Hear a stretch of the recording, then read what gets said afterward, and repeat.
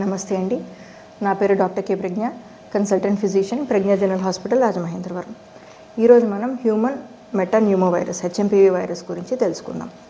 ఇప్పుడు ఇది సడన్గా ఇంపార్టెంట్ అవ్వడానికి కారణం చైనాలో ఎక్కువ కేసెస్ నమోదవ్వడం, బెంగళూరులో ఒక చిన్న పాపను ఎఫెక్ట్ చేయడం. సో సడన్గా ఇది వెలుగులోకి వచ్చింది. బట్ ఇది చాలా సంవత్సరాలుగా మనం చదువుకుంటున్న వైరసే.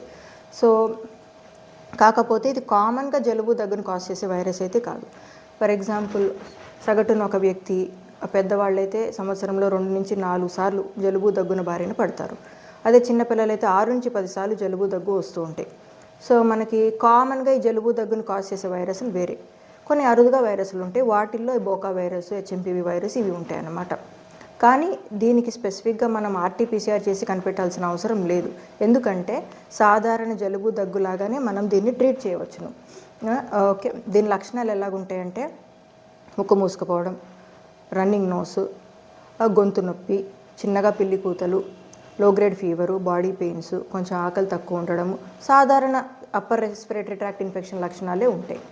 కొంతమంది ఇమ్యూనిటీ బాగా తక్కువ ఉన్న వాళ్ళు, అంటే షుగర్ పేషెంట్స్, బాగా పైబడిన వాళ్ళు, చిన్ని పిల్లలు, cancer patients, already asthma lungs damage అయిన పేషెంట్స్, వీళ్ళల్లో మాత్రం కొంచెము లంగ్ ఇన్వాల్వ్మెంట్ కూడా ఉండి నిమోనియా, హై గ్రేడ్ ఫీవర్ లాంటివి రావచ్చును. సో అలాంటి వాళ్ళు యూజువల్గా దూరంగా ఉండడము, వాళ్ళ ఇమ్యూనిటీ పెంచుకోవడము, సోషల్ డిస్టెన్సింగ్, మామూలుగా మాస్క్ పెట్టుకోవడము, బయటికి ఎక్కడికి వెళ్ళి వచ్చిన హ్యాండ్స్ లెగ్స్ వాష్ చేసుకోవడం, రెగ్యులర్ హైజీన్ మెజర్సే ఫాలో అవ్వాలి. దీనికి ట్రీట్మెంట్ కూడా నార్మల్గానే ఉంటుంది. ముక్కులోకి saline sprays, decongestant sprays, dextromethorphan cough సిరప్లు, okay, hot food, natural home remedies like garlic, turmeric, ఇలాగా. చిన్నపిల్లలు అయితే ఈ మెడిసిన్స్ కూడా అవసరం లేదండి. వాళ్ళు సింపుల్గా జలుబు దగ్గి మాత్రమే ఉంటే ముక్కులో సెలైన్ స్ప్రే చేయడము, సక్షన్ చేయడము, హనీ ఇవ్వడం. అదే సంవత్సరం పైబడిన పిల్లలు అయితే హనీ ఇవ్వచ్చు, సంవత్సరం లోపు పిల్లలకి తేనె మనం ఇవ్వము. ఇలాగ రెగ్యులర్ ట్రీట్మెంట్తోనే మనము దీన్ని తగ్గించవచ్చు. కంగారు పడవలసింది ఏం లేదు. దీనికి స్పెసిఫిక్గా వ్యాక్సిన్ అంటే ఏముండదు. మనం ఎలాగో సంవత్సరంకి ఒకసారి నార్మల్ ఫ్లూ వైరస్ వ్యాక్సిన్ తీసుకుంటాం, అది దీనికి పని చేయదు.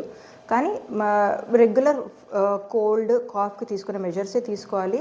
ట్రీట్మెంట్ కూడా సింపుల్గానే ఉంటుంది.